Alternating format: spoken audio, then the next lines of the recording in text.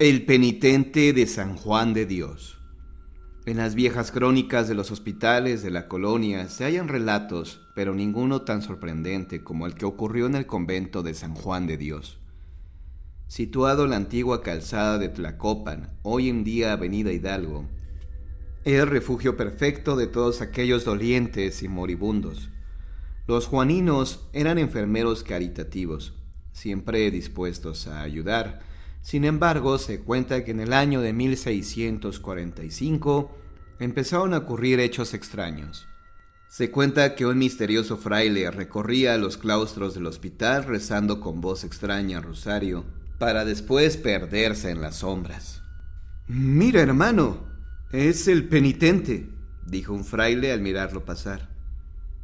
«Dios tenga piedad de su alma», replicó el segundo fraile, que miraba con horror aquella aparición. «¿Qué lo hará penar de esta manera? Vayamos a dar cuenta de lo sucedido al padre prior». Fray Hipólito de Guzmán oyó con incredulidad lo que le contaron de estas apariciones. «Vamos, hermanos, no dejen que el diablo les ponga tentaciones. El hermano que acaban de ver bien pudo haber sido Fray Nicolás de Romero, que con tanta diligencia y piedad atiende y vela a los moribundos». Pero los frailes, seguros de lo que vieron, respondieron: «Disculpe, señor, pero estamos seguros de que no fue Fray Nicolás». Y aunque todavía incrédulo, Fray Hipólito de Guzmán les prometió interrogar a Fray Nicolás, esperando convencerlos con ello de que no había tal aparición. Fray Nicolás era en efecto un enfermero incansable y caritativo, que tras de trabajar el día entero atendiendo a los enfermos, no desdeñaba velar, si lo necesitaba, algún moribundo. Y precisamente aquella noche lo hacía, pero había tenido una jornada tan larga, y después de tantas noches que había velado a los enfermos, que el sueño lo venció. El moribundo que quedaba se agitó en su lecho sin que el caritativo hermano lo advirtiera. «¡Me muero! ¡Me muero! ¡Agua! ¡Por piedad, denme agua!», dijo el enfermo con voz rasposa. «Calma, hermano», dijo una extraña voz que se había hecho pasar por el fraile Nicolás ante el enfermo. «Ofrece al Señor nuestros dolores y sufre con paciencia». «Es que no puedo más», respondió angustiado aquel enfermo, que no deparaba plenamente en la realidad. «¡Me ahogo!». «Te daré un poco de agua para que cese tu agitación», replicó aquel ser venido del más allá. «pero debes orar de agradecimiento, ya que no morirás». «Gracias, Padre mío. Dios lo bendiga por reconfortarme de esta manera. ¿A quién debo llamar si vuelvo a sentir este ahogo?». Y minutos más tarde cayó en un profundo sueño. «Me llamo Fray Blas de Zamora», finalizó aquel espectro. Algunas horas después, Fray Nicolás despertó sobresaltado y, sin reparar en lo ocurrido, se reprochó por su descuido, al recordar al enfermo que agonizaba. Se acercó pidiendo al cielo que aún estuviera vivo para escuchar las preces de las recomendaciones del alma. Pero el enfermo dormía tranquilo, y cuando Fray Nicolás le tocó la frente para tomarle la temperatura, abrió los ojos y sonrió.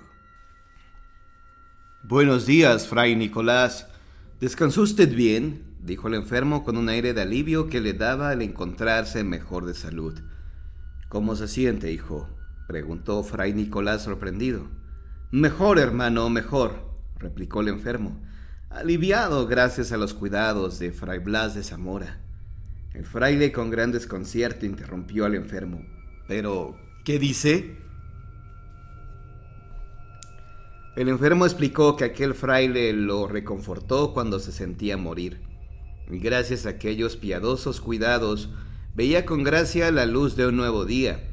Pero el fraile Nicolás, que sabía perfectamente bien que ningún otro fraile entraba en aquel lugar a esas horas, no disimuló su desconcierto.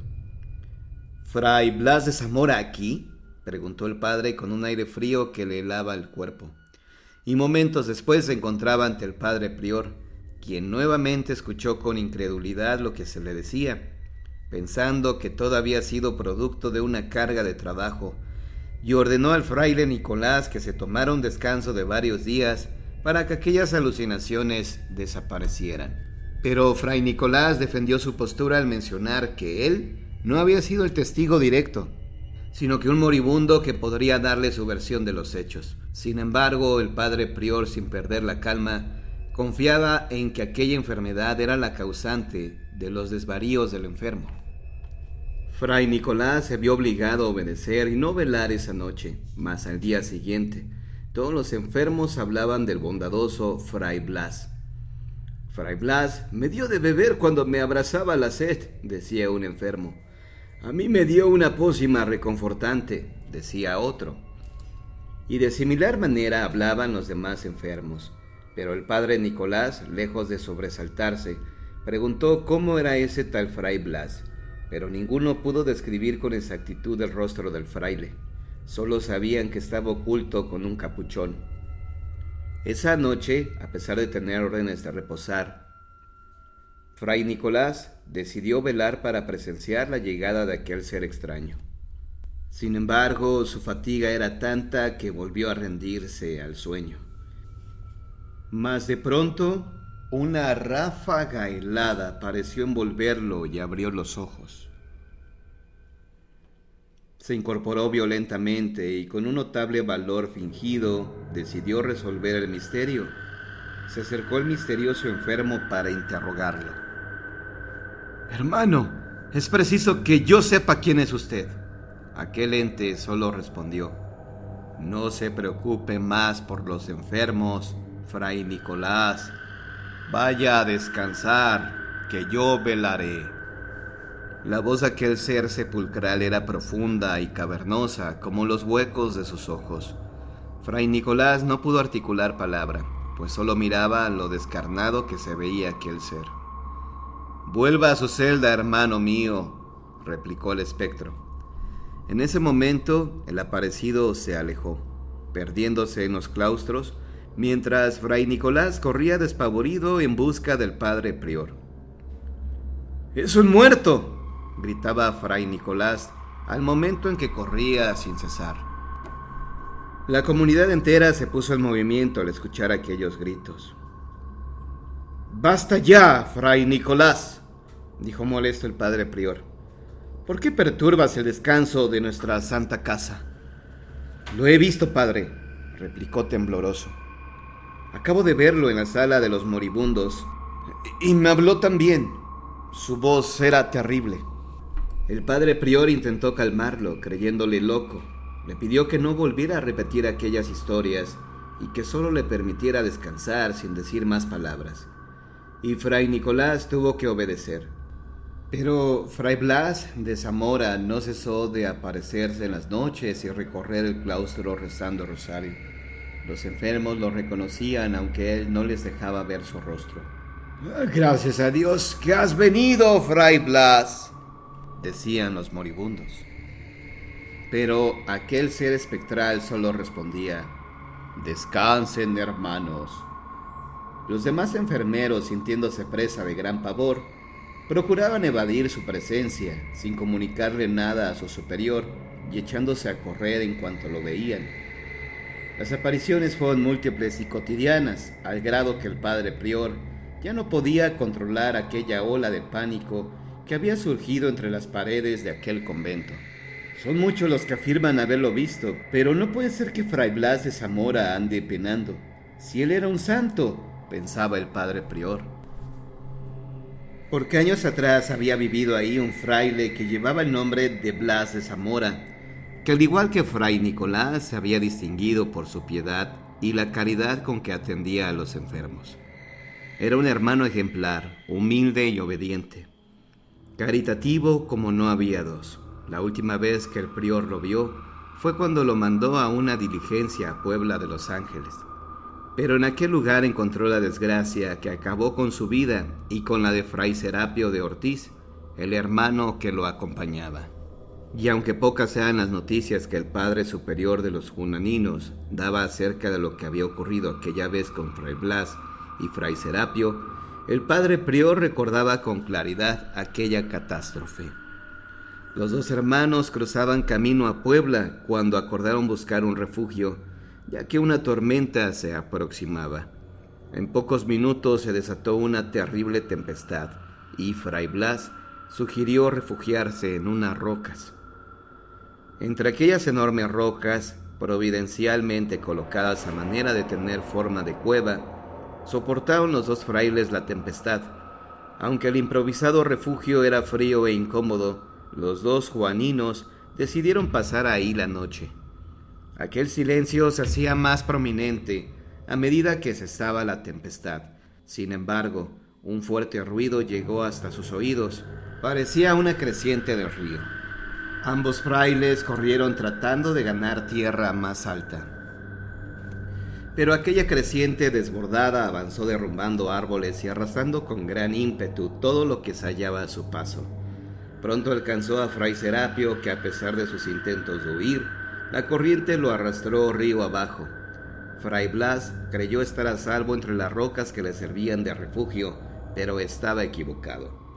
El cadáver de Fray Serapio fue encontrado varios días después y reclamado por los hermanos juaninos, recibiendo cristiana sepultura en el campo santo del convento. Pero el cuerpo de Fray Blas jamás fue encontrado. Se le dio por muerto y se le ofrecieron misas y novenarios por el sufragio de su alma. Y aunque el resto de la historia era un misterio, algunas crónicas narradas años más tarde la finalizaban de esta manera. Milagrosamente estaba vivo, pero sufría un fuerte enfriamiento por permanecer aún en el agua. Al mirar a lo lejos notó que un gato montés se acercaba. De pronto, Fray Blas creyó estar soñando al ver junto a él a una hermosa mujer, con aspecto de mestiza. Dijo llamarse Toña y lavando las heridas del padre, le pidió que no pronunciara palabra. En ese momento la joven rasgó un giro de tela de sus pobres vestiduras, lo humedeció en el río y limpió cuidadosamente el rostro de Fray Blas. El fraile estaba pálido y enfermo, por lo que Toña lo llevó hasta su choza para que su padre lo curara. Fray Blas le pidió a la joven que avisara en el convento el milagro por el que atravesaba. A las puertas de aquella extraña morada apareció minutos después un anciano. Antes de perder el sentido, Fray Blas alcanzó a ver que aquel hombre de mirada penetrante y verdosa lo tomaba entre sus brazos. No supo cuánto tiempo estuvo inconsciente, pero cuando volvió a tener conciencia de sí mismo, Toña lo atendía con gran esmero, pero los días transcurrían sin que se supiera nada del fraile en el convento. El fraile intentó varios días sin conseguirlo, que ambos lo llevaran hasta la ciudad, o por lo menos le indicaran el camino de regreso. Pero todo fue inútil, ya que aquellas extrañas personas no entendían lo sucedido y le impedían el siquiera pararse de su cama.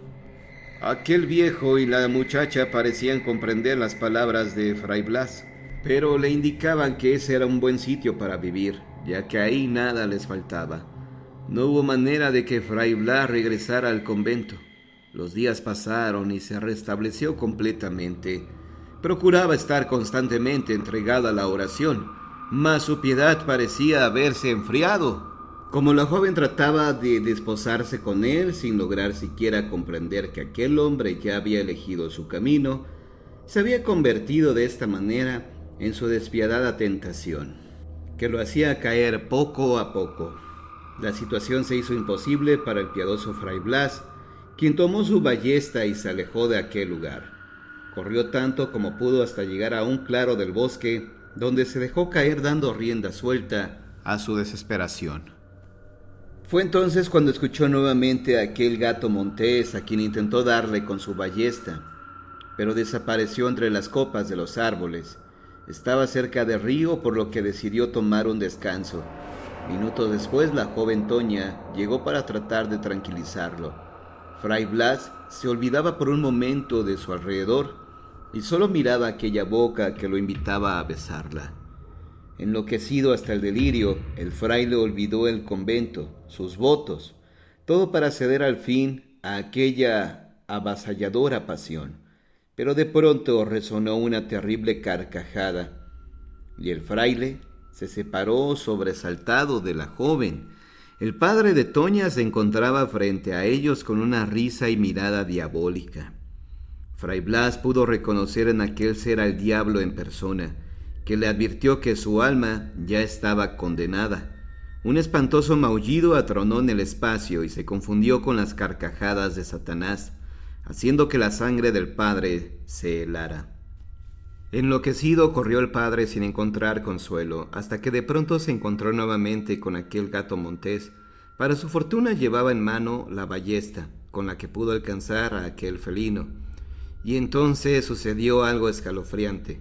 Aquel animal dejó de tener la forma de un gato para dar paso a la hermosa silueta de Toña. Y aunque el cielo había estado sereno aquel día, comenzó a caer una terrible tempestad. Justo a lo lejos miró un poblado, y al dirigirse hacia él, aquellos seres se le aparecieron cortándole el paso. La voz de Satanás lo paralizó por completo, y aquella silueta espectral que antes era una joven hizo que perdiera todo juicio. Desesperado, Fray Blas metió su mano entre su ropa y sus dedos tropezaron con la cruz de su rosario, la que sacó en el acto. Los rostros de aquellos seres se desfiguraron hasta tomar un aspecto pavoroso que se desbarataba ante los ojos del fraile. Y cuando pensó que se había librado de aquella maldición, un rayo lo alcanzó matándolo en el acto. Su cuerpo rodó río abajo donde no pudo ser encontrado jamás. Fue por ese tiempo cuando comenzaron las extrañas apariciones en el convento de San Juan de Dios.